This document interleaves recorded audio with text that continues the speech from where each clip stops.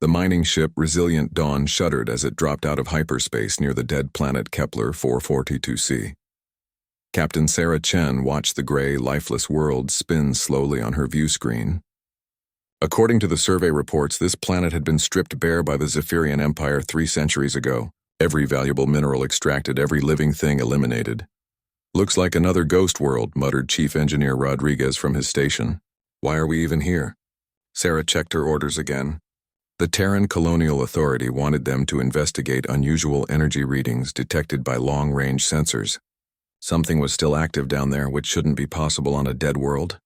"Take us into orbit, Martinez," she commanded her pilot. "Let's see what the Zephyrians left behind." As they descended through the thin atmosphere, their sensors picked up massive structures jutting from the planet's surface. Ancient spires and domes stretched across continents, all bearing the distinctive crystalline architecture of the Zephyrian Empire. But something was wrong with the readings. "Captain," called out Dr. Elizabeth Hawkins from the science station, "I'm detecting life signs, multiple large organisms in the southern continent." "That's impossible," Rodriguez said. "The Zephyrians don't leave anything alive when they strip a world." "It's their standard procedure," Sarah frowned. She'd studied Zephyrian tactics extensively during her military service. They were efficient, ruthless, and thorough. When they finished with a planet, nothing larger than bacteria survived. "Could be equipment malfunction," suggested Martinez. "Run a full diagnostic," Sarah ordered, "and prep a landing party. We're going down to investigate." 2 hours later, Sarah led a team of 6 through the ruins of what had once been a massive city. The Zephyrian structures towered above them, their crystalline surfaces cracked and weathered. Strange symbols covered the walls, most too faded to read clearly. Dr. Hawkins consulted her tricorder. "The life signs are stronger here. Something big is moving about 2 kilometers north of our position." The team moved cautiously through the empty streets. Dust devils swirled between the buildings, and the only sound was the whistle of wind through broken spires. The place felt haunted, as if the ghosts of an entire world still lingered in these ruins. They reached the edge of the city and found themselves looking out over a vast crater. At its center stood a massive building unlike anything they'd seen before. Where Zephyrian architecture was elegant and flowing, this structure was brutal and functional. Thick walls, narrow windows, and what looked like massive reinforced doors. "That's not Zephyrian construction," Dr. Hawkins observed. "The architectural style is completely different." "Prison," Rodriguez said grimly. "That's a prison if I ever saw one." Sarah studied the structure through her binoculars. "The life signs are coming from inside. Whatever the Zephyrians left here, they locked it up tight." They approached the prison carefully. The main entrance was sealed with a massive metal door covered in warning symbols. Dr. Hawkins ran her translator over the text. "I can make out some of it," she said. "Warning, dangerous on death." And something about containment failure meaning extinction. "Cheerful," muttered Rodriguez. Sarah examined the door more closely. "These aren't Zephyrian symbols. This is written in multiple languages. Look here, this section is an ancient Terran script." Dr. Hawkins gasped. "You're right. This says abandon hope all who enter here. The beast within knows no mercy." "Why would humans write warnings on an alien prison?" Martinez asked. Before anyone could answer, a sound echoed from within the structure. A deep rumbling roar that seemed to shake the very ground beneath their feet. The team instinctively stepped back from the door. "That didn't sound friendly," Rodriguez said, checking his weapon. Sarah made a decision. "We need to know what's in there." The Terran Authority needs this information. They found a smaller entrance on the eastern side of the building. The door here was partially damaged, leaving a gap just wide enough for a person to squeeze through. Sarah went first, her weapon drawn and flashlight cutting through the darkness within. The interior was a maze of corridors and cells. Most stood empty, their doors hanging open. But as they moved deeper into the facility, they began to find signs of recent habitation. Scratch marks on the walls, deep gouges that looked like claw marks. Whatever was kept here was big, Dr. Hawkins noted, and angry. They followed the life sign readings to the deepest level of the prison.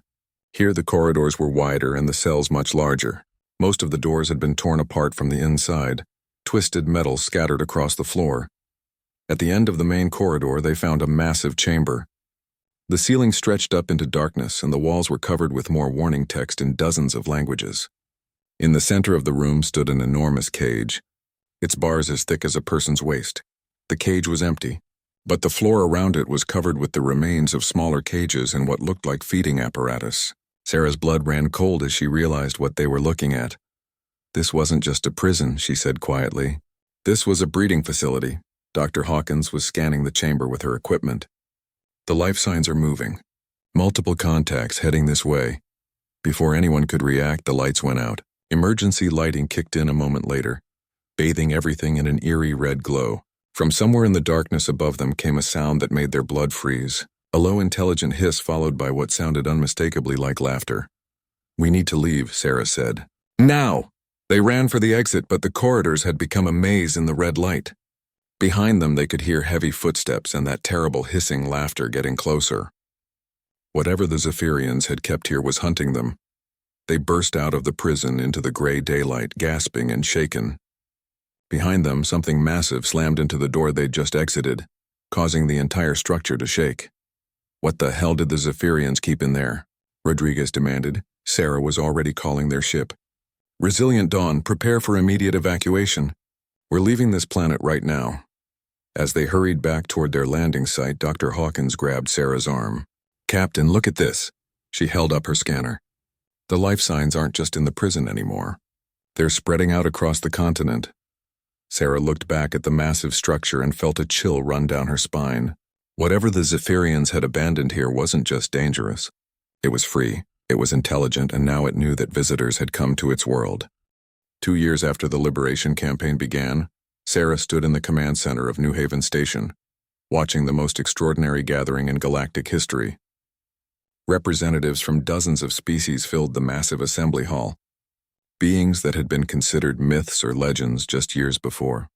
The void touched manifested as shifting patterns of light, communicating through mathematical harmonics. The Star Gardeners appeared as crystalline beings that pulsed with the energy of growing worlds. The Time Singers existed partially outside normal space-time, their words carrying echoes of past and future.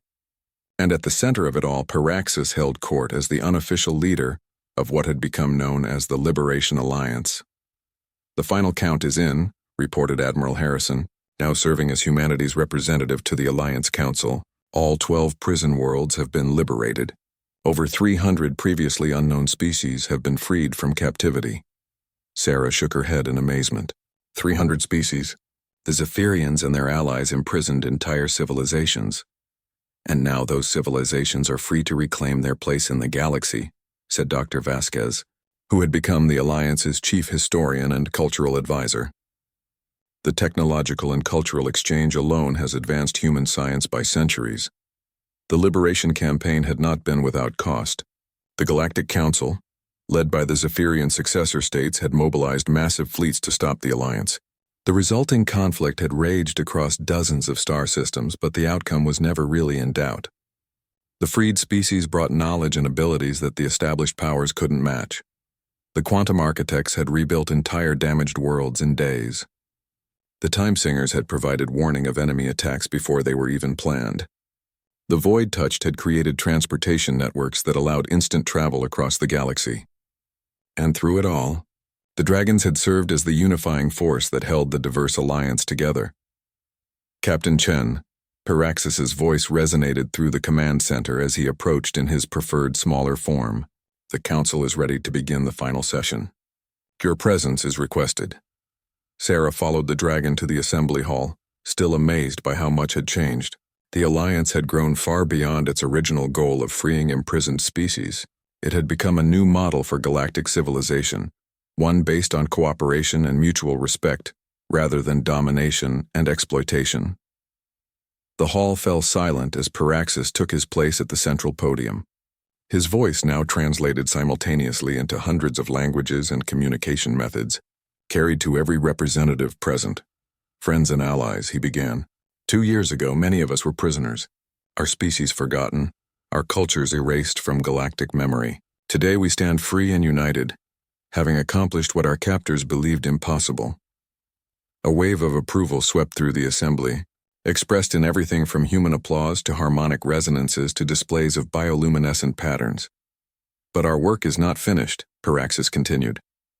"The old powers that built their civilizations on our suffering still exist. The Zephyrian hegemony, The Neural Collective, the Crystalline Empire. They have been weakened but not destroyed, and there are still species in bondage, still worlds under occupation, still beings denied their fundamental right to freedom. Admiral Harrison stepped forward. The question before us today is what kind of galaxy we want to build. Do we become conquerors ourselves, using our power to dominate others? Or do we forge a different path? The debate that followed was intense but respectful. Some species argued for aggressive expansion, claiming that only by controlling former enemy territory could they ensure lasting security. Others advocated for isolation, wanting to focus on rebuilding their own civilizations. It was Dr. Vasquez who proposed the solution that would eventually be adopted. We create something entirely new, she said. A galactic federation based on voluntary membership and mutual defense. Any species that renounces slavery and aggression can join. Any species that continues to oppress others faces the combined might of all free peoples. The void touched, responded with mathematical equations that described the concept of emergent complexity arising from simple rules. The time singers sang of futures where such cooperation led to unprecedented prosperity. The star gardeners offered to terraform worlds where multiple species could coexist, but it was a human voice that sealed the decision. Senator Williams, the same man who had opposed the Liberation Campaign 2 years earlier, addressed the assembly via hologram from Terra. I was wrong, he said simply. I thought humanity couldn't afford to take risks for the sake of justice. I was afraid we would lose everything if we stood up for what was right. Instead, we gained more than we ever imagined possible. The vote to establish the Galactic Federation of Free Peoples was unanimous. For the first time in recorded history, every major species in the galaxy had agreed to a common set of principles. The right to self-determination, the prohibition of slavery and forced servitude, and the commitment to mutual defense against aggression. The celebration that followed lasted for days. Humans shared their music and literature. Dragons performed aerial dances that painted patterns of fire across the sky. The quantum architects created sculptures from pure energy. The time singers offered glimpses of the peaceful futures their decision had made possible. Sarah found herself on an observation deck, looking out at the diverse fleet that surrounded New Haven Station. Ships of every imaginable design filled the space around them, from sleek human vessels to the organic curves of dragoncraft, to geometric constructs that defied easy description. Pyraxis joined her at the viewing port. Do you ever regret the path we chose, Captain? The risks we took? Sarah thought about the question. 2 years ago, she had been a simple survey captain, worried about staying alive in a dangerous galaxy. Now she was a founding member of an alliance that spanned hundreds of worlds and dozens of species. No regrets, she said finally. But I sometimes wonder what would have happened if we hadn't found your prison world, if you had never been freed. Pyraxis was quiet for a moment. We would have found another way, he said eventually. Dragons are patient, but we do not forget. Eventually, we would have broken free and taken our revenge on those who caged us. The galaxy would have burned in dragonfire, and now, Sarah asked. Now dragons have something we have not had for 3 centuries, Pyraxis replied. Hope. We have seen that justice is possible without vengeance, that wrongs can be righted without destroying the innocent. We have learned that humans, despite the crimes of your ancestors, are capable of choosing what is right over what is safe. A communication alert interrupted their conversation. Admiral Harrison's face appeared on the display with news that would change everything once again. Captain, we're receiving surrender requests from 3 more star systems. The Crystalline Empire is offering to negotiate terms for joining the Federation. And there's something else. Our deep space sensors have detected signals from beyond the galactic rim. There are species out there we've never encountered, and they're asking to make contact. Sarah smiled. The galaxy was bigger than anyone had imagined, filled with wonders and challenges they had yet to discover. But for the first time in centuries, they would face the unknown together, as allies rather than enemies, as friends rather than conquerors. The age of galactic empires built on slavery and oppression was ending. The age of cooperation and mutual respect was just beginning. And at the center of it all, dragons soared free among the stars, guardians of a new hope for all sentient beings. The galaxy would never be the same, and that was exactly as it should be.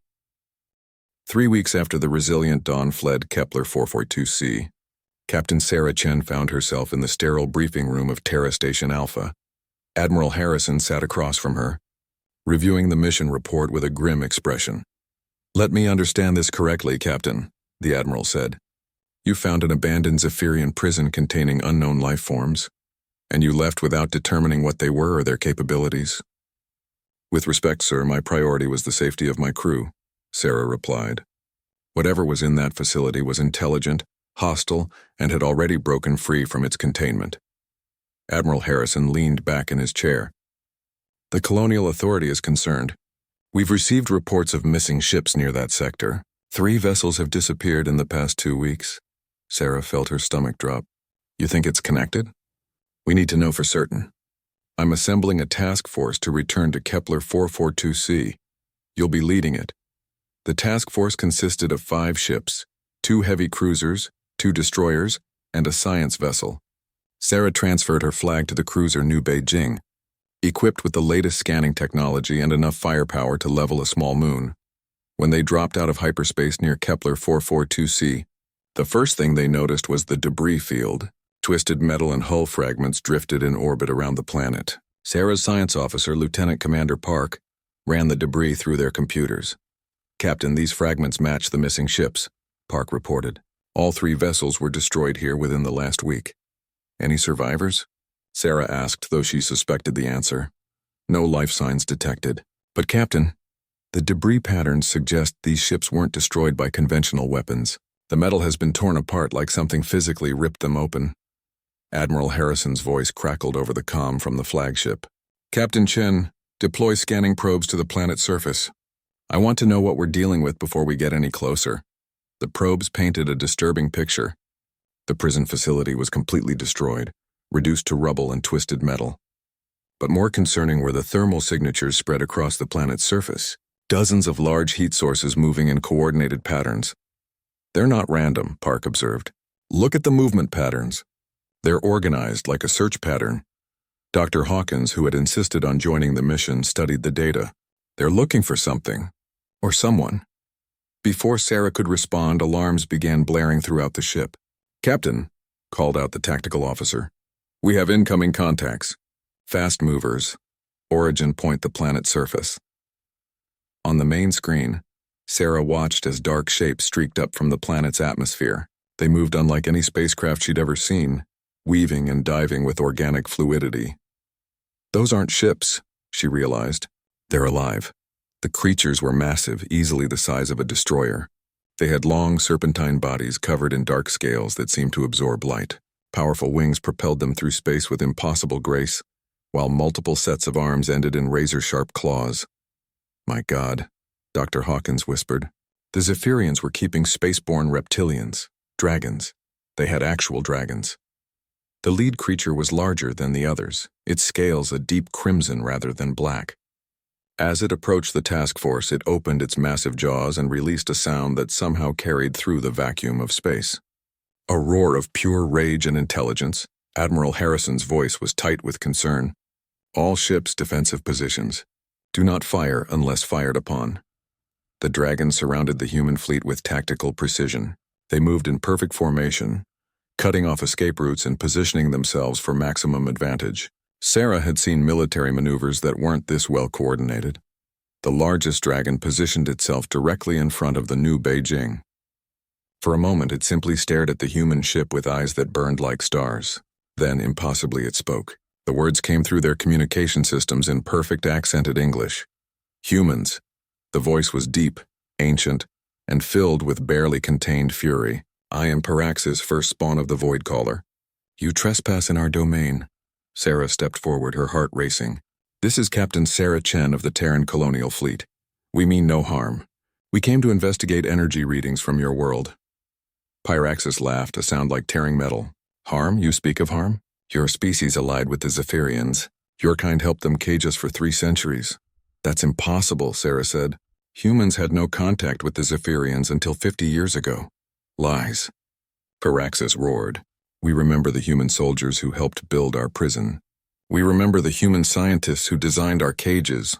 We remember the human merchants who sold our offspring to the highest bidders across the galaxy." Dr. Hawkins grabbed Sarah's arm. Captain, the warning signs in the prison. They were in ancient Terran script.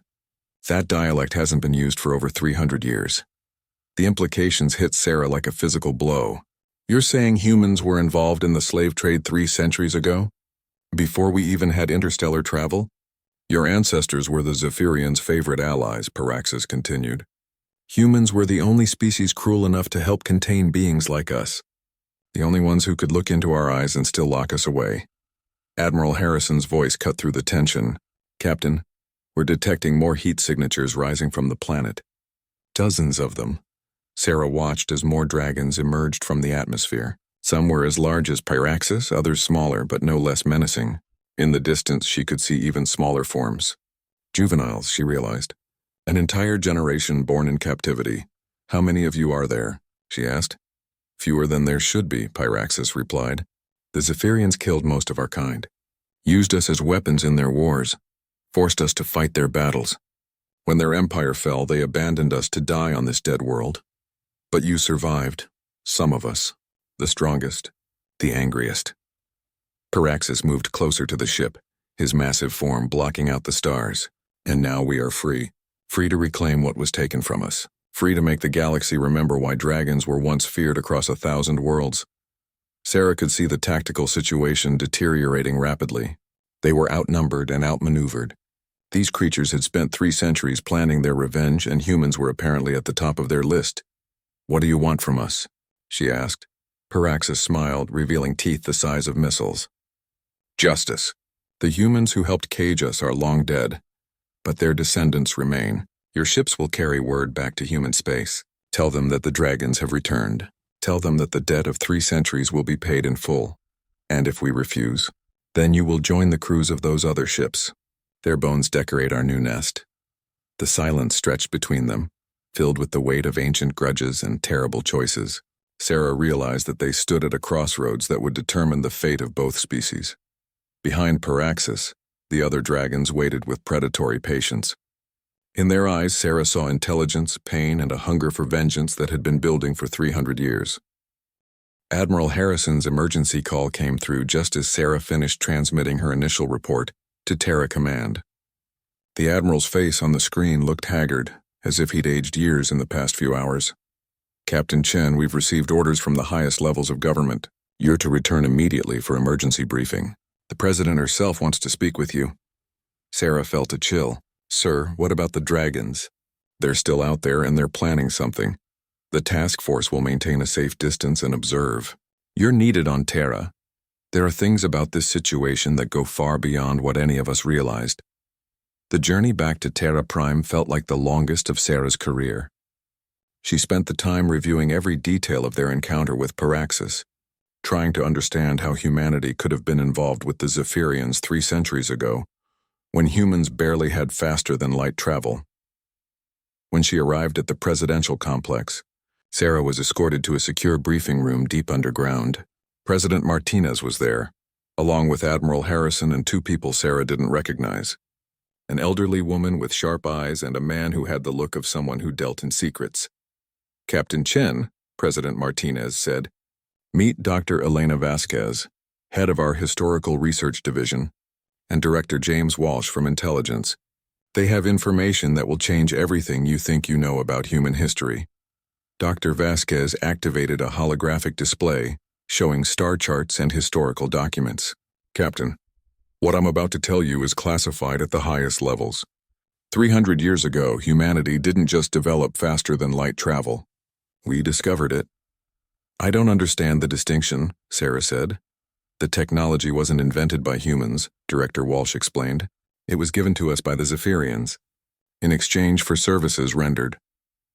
The holographic display showed images of early human settlements on distant worlds. But these weren't the rough frontier colonies Sarah knew from history books. These were sophisticated operations with advanced technology and clear alien architecture mixed with human design. The official history says humans achieved interstellar travel through scientific breakthrough, Dr. Vasquez continued. The truth is that a secret faction of human governments made a deal with the Zephyrians in 2387, technology and resources in exchange for human expertise in biological containment and psychological Warfare. Sarah stared at the evidence. You're telling me humans helped the Zephyrians enslave other species? Not all humans, President Martinez clarified. A shadow organization called the Terran Expansion Consortium. They operated outside government oversight and made deals that the rest of humanity knew nothing about. Director Walsh pulled up more files. The dragons weren't the only species the consortium helped contain. There were others. Psychic entities, sentient crystals, beings of pure energy.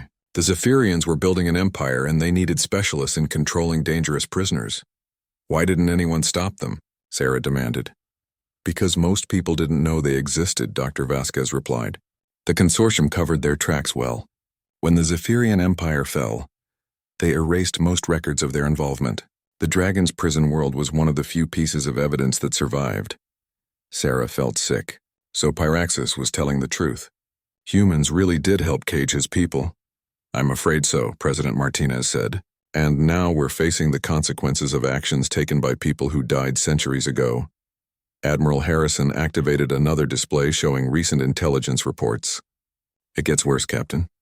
Our deep space monitoring stations have detected dragon signatures in 3 different star systems. They're not staying on their home world. They're spreading out. Spreading out to do what? Sarah asked, though she suspected she already knew the answer. To find other prison worlds, Director Walsh said grimly. According to our records, the consortium helped establish at least 12 containment facilities across the galaxy. Each one holds species that the Zephyrians considered too dangerous to kill but too valuable to release. The implications hit Sarah like a sledgehammer. They're forming an alliance. All the species that humanity helped imprison. Precisely, President Martinez said. And according to our psychological profiles, dragons are natural leaders. If Pyraxis is smart enough to unite these species under dragon leadership, we're looking at a coalition that could threaten every major power in the galaxy. Dr. Vasquez brought up another file. There's more, Captain. The dragons weren't just random prisoners. According to consortium records, they were the Zephyrians' most prized weapons. Each dragon was worth an entire battle fleet in terms of destructive capability. How many dragons were there originally? Sarah asked. The records show at least 300 adult dragons were captured and distributed among various facilities. If even a fraction survived and reproduced in captivity, we could be looking at a population in the thousands. Sarah studied the tactical projections. 1,000 space-capable dragons with 3 centuries of anger, and a list of everyone who wronged them. It gets worse, Admiral Harrison said. Our intelligence suggests the dragons have access to Zephyrian technology. The prison world was built on the ruins of a major Zephyrian military base. If they figured out how to use that equipment, they'd have weapons and ships to match their numbers, Sarah finished. President Martinez leaned forward. Captain, I'm authorizing a new mission. You'll take a diplomatic team back to Kepler 442C. Your job is to try to negotiate with Pyraxis and prevent this from escalating into a galactic war. Sarah almost laughed. Madam President, with respect, these beings have been planning revenge for 3 centuries. I don't think they're interested in talking. Maybe not, Dr. Vasquez said, but there might be another way. The consortium records include detailed files on dragon psychology and culture. These aren't mindless beasts driven by instinct. They have honor codes, family structures, and something equivalent to laws. What are you suggesting? Sarah asked. That you approach them not as the descendants of their captors, but as fellow victims of the consortium's crimes. Director Walsh explained. Modern humanity had nothing to do with the decisions made 3 centuries ago. We were lied to just as much as anyone else. Sarah considered this. You want me to throw our own ancestors under the bus? I want you to tell the truth, President Martinez said firmly. The Terran Expansion Consortium was a criminal organization that operated without the knowledge or consent of the human people. They made deals that dishonored our species and betrayed our values. Will Pyraxis believe that? Sarah wondered. Dr. Vasquez activated one final display. According to these records, the consortium didn't just help imprison aliens. They also conducted illegal experiments on human populations, sold human colonies to alien slavers, and assassinated government officials who tried to investigate them. Sarah stared at the documents. They betrayed their own species. Multiple times, Director Walsh confirmed. If you can convince Pyraxis that modern humanity is as much a victim of consortium crimes as the dragons are, you might be able to find common ground. And if I can't? Sarah asked. The room fell silent. Finally, Admiral Harrison spoke. Then we prepare for a war unlike anything humanity has ever faced. Against an enemy that knows all our weaknesses and has had 3 centuries to plan their revenge. President Martinez stood up. Captain Chen, you leave in 48 hours. The fate of our species may depend on your ability to turn ancient enemies into allies. As Sarah left the briefing room, her mind raced with the weight of what she'd learned. The history she'd been taught was a lie. The heroes of human expansion were criminals, and now she had to somehow convince a dragon who'd been tortured for centuries to forgive humanity for crimes they'd never known were committed in their name. The meeting in the Terran Senate was unlike anything in human history. For the first time, an alien being addressed the assembled representatives of humanity directly. Paraxis had taken a smaller form for the occasion, only 10 meters long, but his presence still dominated the massive chamber. President Martinez stood at the podium beside the dragon. Honored senators, we face a choice that will define humanity's place in the galaxy. We can maintain the status quo and pretend the crimes of the past never happened, or we can take action to right 3 centuries of wrongs. Senator Williams from the Mars colony raised his hand. Madam President, you're asking us to potentially start a war with every major galactic power. The Zephyrian successor states, the crystalline hegemony, the neural collective. They all benefit from the current prison system. Paraxis lifted his massive head. Senator Williams, your concern is noted, but these powers built their civilizations on the bones of enslaved species. They will never willingly give up their advantages. And you expect humanity to fight them all? Senator Chen from the outer colonies demanded. I expect humanity to honor its obligation to justice. Pyraxis replied calmly, but you will not fight alone. Every species we free will become an ally. Every prison world we liberate will provide new resources and technology. Dr. Vasquez stepped forward with her latest research. Senators, I've been analyzing the data from all 12 prison worlds. The species contained there represent some of the most advanced civilizations in galactic history. The quantum architects who could build matter from pure energy. The time singers who understood temporal mechanics. The star gardeners who could terraform worlds in decades rather than centuries. Senator Rodriguez leaned forward. You're saying these prisoners have advanced technology? More than that, Director Walsh added. According to consortium records, the reason these species were imprisoned wasn't because they were violent. It was because they were competition. The Zephyrians and their allies couldn't conquer them, so they eliminated them from the galactic stage. Admiral Harrison activated a tactical display. I've run simulations based on the intelligence we've gathered.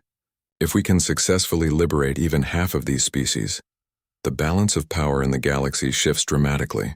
We'd go from being a minor player to leading a coalition that could challenge any existing power. Paraxis spoke again, his voice carrying across the chamber. Humans fear the risks of action, but you do not consider the risks of inaction. My people are not the only ones who remember the consortium's crimes. Others have been planning their own revenge.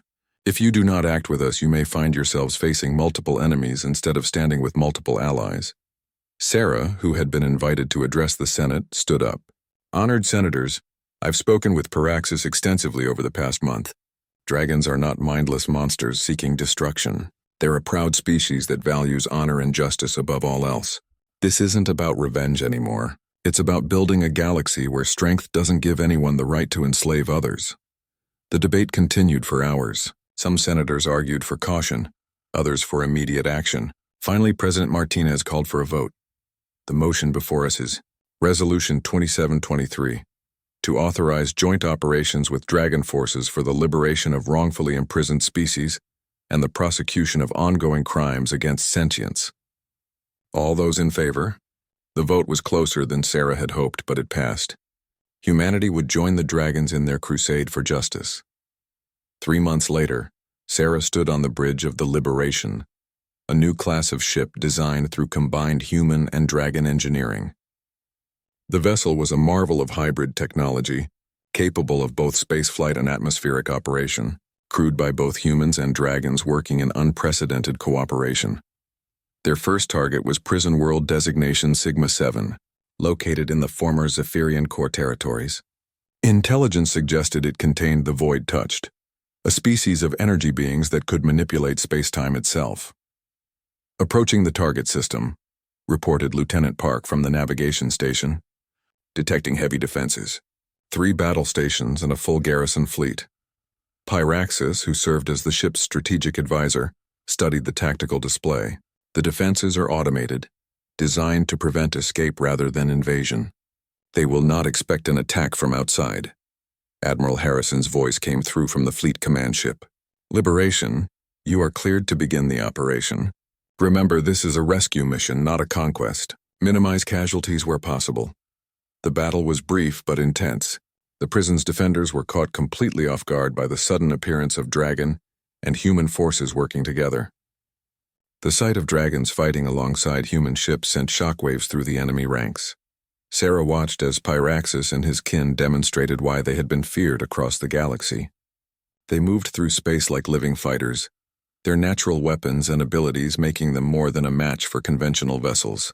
But they fought with precision and discipline, targeting weapon systems and engines rather than seeking to destroy. The prison itself was a massive structure built into an asteroid.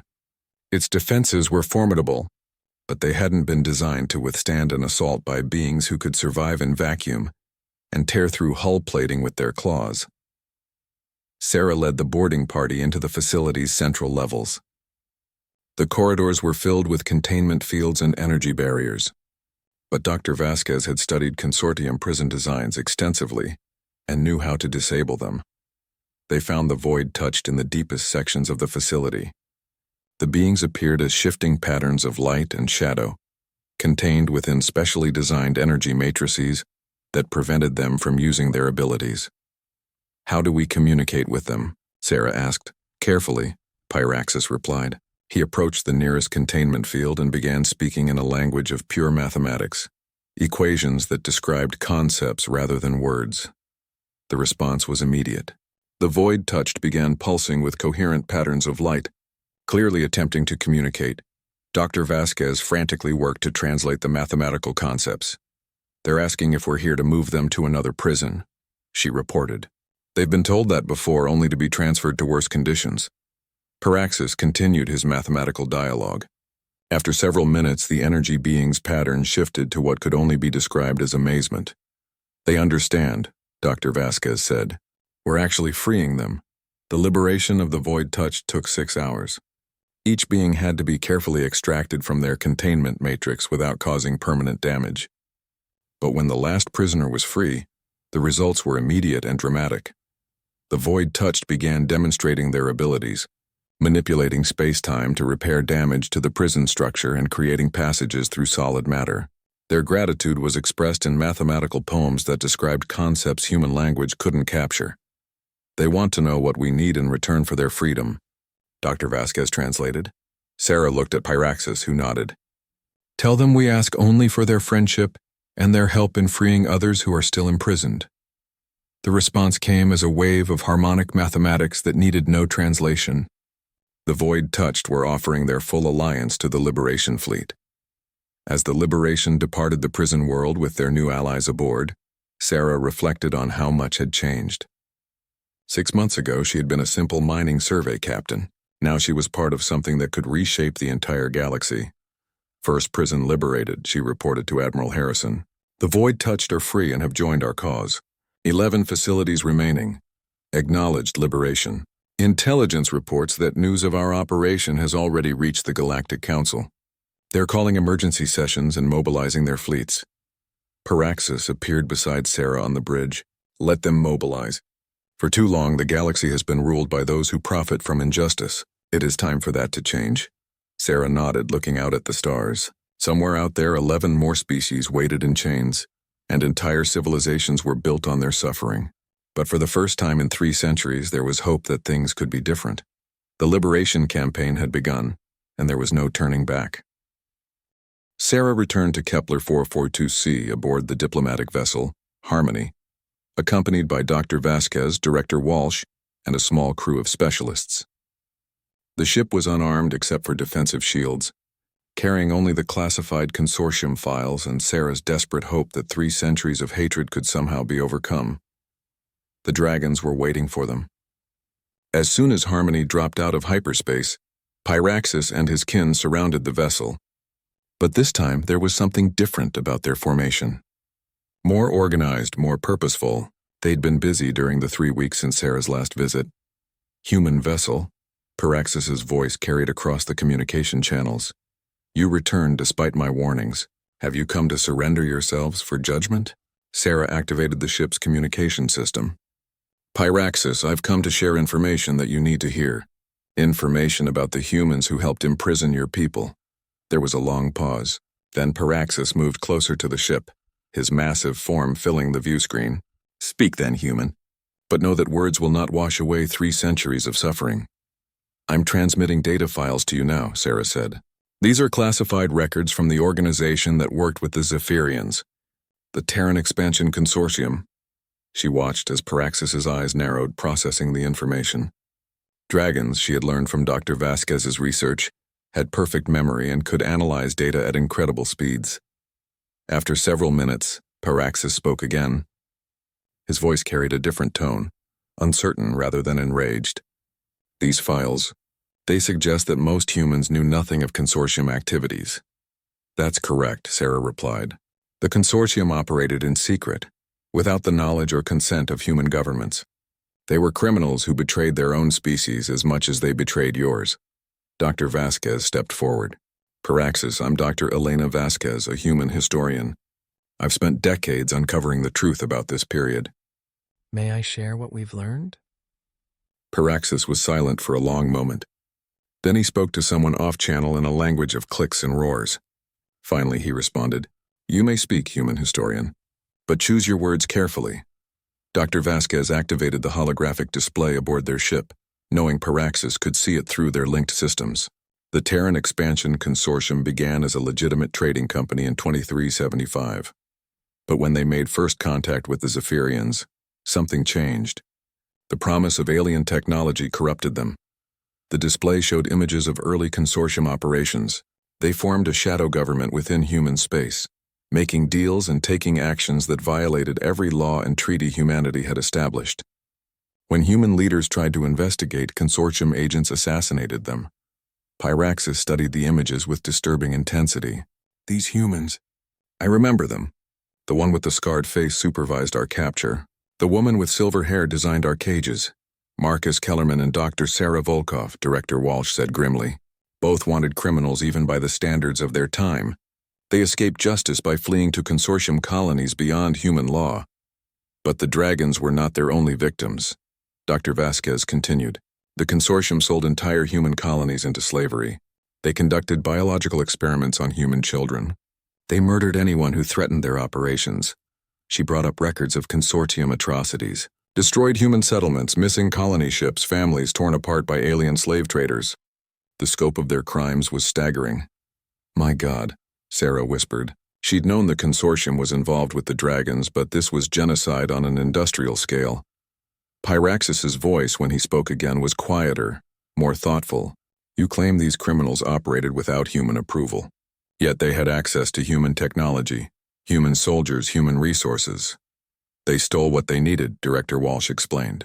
The consortium had infiltrators throughout human government and military. They diverted resources to their operations while reporting different activities to their superiors. And when the Zephyrian Empire fell, Paraxis asked. The consortium fell with it, Dr. Vasquez replied. Most of their leaders died in the chaos. The survivors erased their records and disappeared into the general population. For 3 centuries, most of humanity believed the official story, that we achieved interstellar travel through peaceful scientific advancement. Sarah could see Paraxis processing this information, weighing it against his own memories and experiences. Finally, he made a decision. Human delegation you will transport to our vessel. We will continue this discussion in person. Dr. Vasquez looked nervous. Is that wise? Dragons are natural predators and Pyraxis has every reason to hate us. It's a sign of respect, Sarah realized. In dragon culture, important negotiations are conducted face to face. He's offering us a chance to prove our sincerity. The transport to Paraxis's ship was unlike anything Sarah had experienced. The dragon vessel was partly grown, partly built. A fusion of biological and technological engineering that defied human understanding. The corridors were vast and organic, pulsing with a soft bioluminescent glow. Pyraxis met them in what could only be described as a throne room. The chamber was enormous, with a crystalline ceiling that showed the stars above. Ancient symbols covered the walls, and the air carried the scent of ozone and something indefinably alien. The dragon himself was even more impressive in person, 30 meters long from nose to tail, with scales that shifted from deep red to black depending on the light. His eyes burned with intelligence and carefully controlled fury. "So," Pyraxis said, his voice rumbling through the chamber, "you bring me proof that humans betrayed humans as readily as they betrayed dragons. Why should this change anything?" Sarah stepped forward. "Because it means we have a common enemy. The consortium may be gone, but their legacy remains. Every species they helped enslave. Every world they helped destroy, every life they ruined. We're all victims of the same criminals." "You speak of common cause," Pyraxis replied. "But what can humans offer dragons? You are weak, short-lived, bound to planets while we soar between stars." Dr. Vasquez activated a holographic display showing star charts. "We know the locations of the other prison worlds. 12 facilities across the galaxy, each containing species that were wrongfully imprisoned." Pyraxis's eyes blazed with sudden interest. "You would help us free them?" "More than that," Director Walsh said. "We have evidence of consortium crimes that could justify legal action against their successor organizations. Some of the companies that benefited from consortium activities still exist today. You're talking about justice through law rather than vengeance through violence," Sarah added. "A way to right ancient wrongs without destroying innocent people who had nothing to do with the original crimes." Pyraxis was quiet for a long time, his massive head tilted in thought. Finally he spoke. "In dragon culture there is a concept called flame debt. A wrong committed against one dragon is a wrong committed against all dragons. The debt passes to children and grandchildren until it is paid." Sarah felt her heart sink. "So you're saying forgiveness is impossible?" "I am saying," Pyraxis continued, "that flame debt can be transferred. If the true criminals are beyond our reach, the debt may be paid by those who stand in their place and make amends for their crimes." The implication was clear. "You want humanity to help you free the other prisoners." "I want humanity to prove that you are not the same species that caged us," Pyraxis replied. "Actions, not words, will determine whether dragons and humans can coexist in this galaxy." Sarah looked at her companions. They had come here hoping to prevent a war. Instead, they were being offered a chance to start a revolution that would reshape the entire galactic order. "If we help you," she said carefully, "what assurance do we have that you won't turn on us once the other species are free?" Pyraxis smiled, showing teeth like crystalline daggers. "You have the word of Pyraxis, first spawn of the Void Caller, guardian of the flame, last free dragon of the Kepler reaches. In dragon culture, a sworn oath is more binding than any treaty. And if we refuse?" Sarah asked. "Then you return to your people with the knowledge that you chose to preserve an unjust peace rather than pursue true justice. And dragons will remember that choice for a very long time."